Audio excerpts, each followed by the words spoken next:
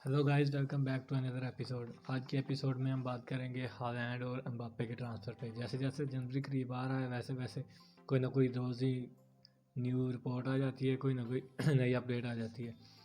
और लाजमी नहीं है ये कि सिर्फ रियल मैड्रिड के बारे में ही हो। ख़ास तौर पे हालैंड की अगर बात करें तो बारसा बहुत ज़्यादा कॉन्फिडेंट है स्कैन करने के लिए। आप देखते हैं अब क्या बनता है, लेकिन अभी तक की जो रिपोर्ट आ रही है वो बारसा का एक प्लान है कि पेरेज़ का जो प्लान है उसे फेल करने का, कि किसी ना जैसे भी पॉसिबल हो वो हालैंड को साइन करेंगे नेक्स्ट समर। तो इसके लिए वो बहुत सी कोशिशें कर रहे हैं। कुछ मुलाकातें इटली में हुई उनकी, कुछ उनके प्रेसिडेंट ने भी इस हवाले से कोई बातचीत की है कि हालैंड एक अगले 8 साल तक वो बारसा को संभाल सकता है। बारसा के लिए बेहतर होगा अगर हम हालैंड को साइन कर लें।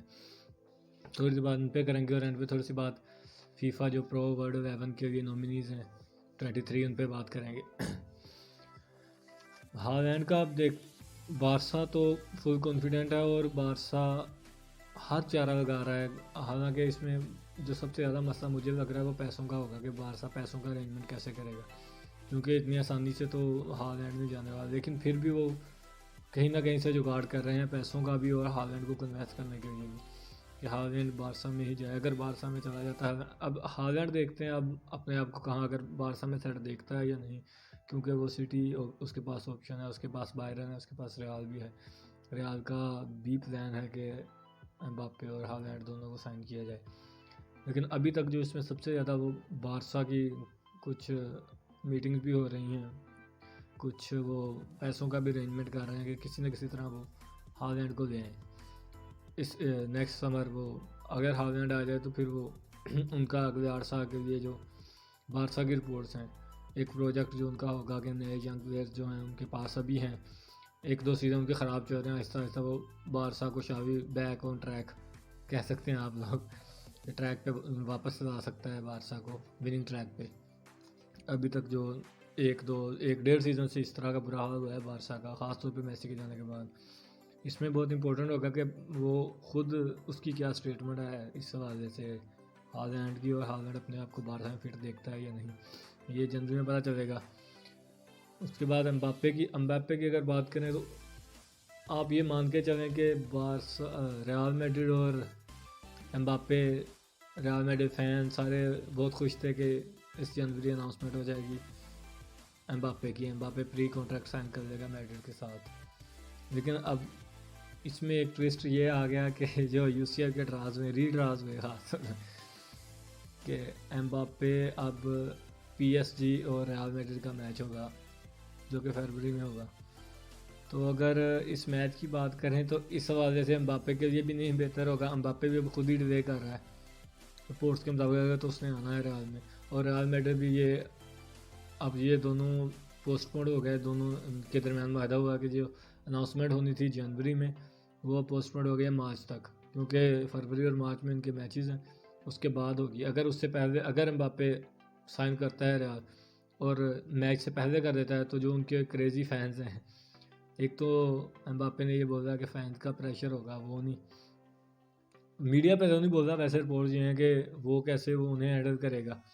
बाकी अब मैच का वो ये एम्बाप्पे चाह रहा है कि अगर कोई भी ना किसी किस्म का मैं वो कन्वर्सेशन में ना हूँ, कोई ना कोई मुझ पे इल्ज़ाम ना लगे इस तरह कि मीडिया में उछाला ना जाए एम्बाप्पे को।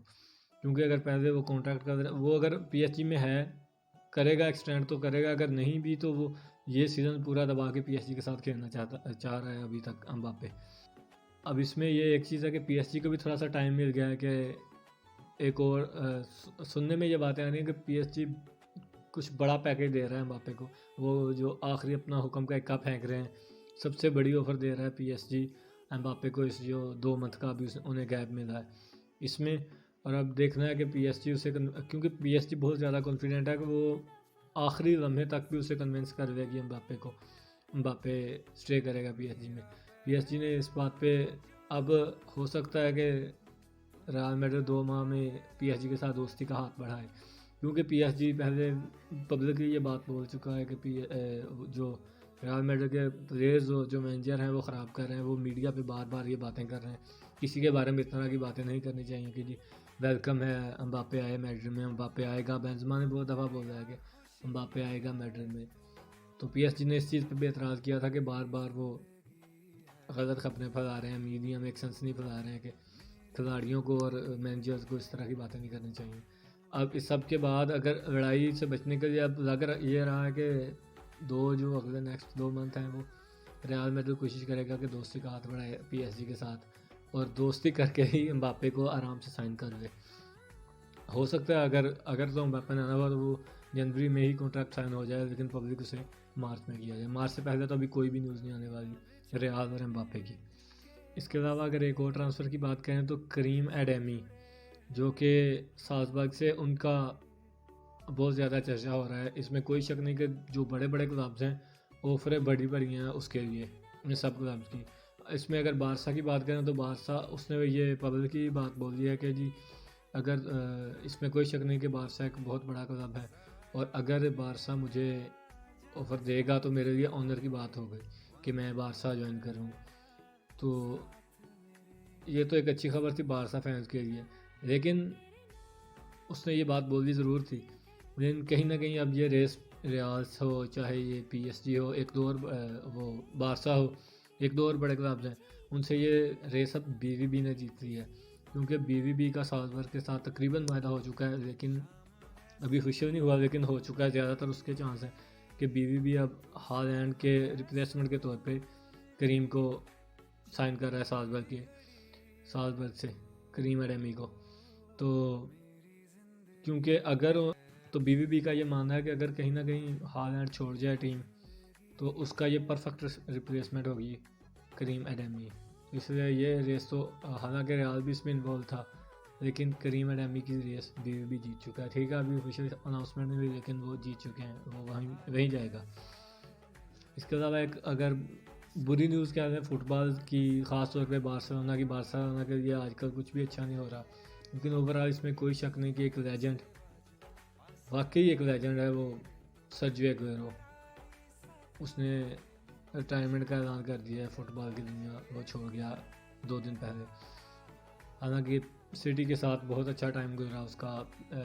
उसके साथ अगर अपने मुल्क की बात करें वहाँ अर्जेंटीना में बड़ा ज़बरदस्त टाइम गुजरा। अभी रिसेंटली वो कोपा अमेरिका जीता मेसी के साथ, प्रीमियर लीग भी उसने जीती है, FA कप जीता है, बहुत सारे बड़े बड़े इवेंट जीते हैं उसने। लेकिन अब वो बारसा साइन किया था। बारसा अभी एक मैच एक क्लासिको खेला, एक मैच रियल मैड्रिड के अगेंस्ट, एक गोल उसने किया रियल मैड्रिड के अगेंस्ट। फाइनल 1-0 से जीते, वो आखिरी मैच था उसका अर्जेंटीना के साथ, अपने कैरियर का आखिरी मैच था। ब्राज़ील से जीते हैं कोपा अमेरिका का।